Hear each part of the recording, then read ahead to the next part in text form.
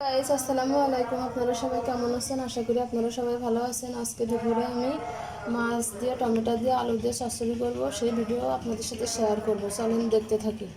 চুলায় একটা কড়াই বসিয়ে দেব, এর ভিতরে আলু কুচি দিয়ে দিব, পেঁয়াজ কুচি দিয়ে দিব, রাখা মশলাগুলো দিয়ে দিব, লবণ দিয়ে দিব, হলুদের গুঁড়া দিয়ে দিব, তেল দিয়ে দিব। এটা সুন্দর করে মাখিয়ে নিব। এটা সুন্দর করে মাখানো হয়ে গেছে, অল্প পরিমাণ পানি দিয়ে দিব। পানি দিয়ে ভালো করে আর একটু মাখিয়ে নিব। ওই পুঁটি মাছগুলো উপর দিয়ে দিয়ে দিব। এবার এটা সুন্দর করে ঢাকনা দিয়ে ঢেকে দিব।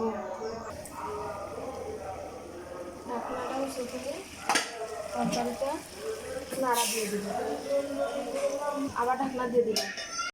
এবার ঢাকনাটা উঁচু করব।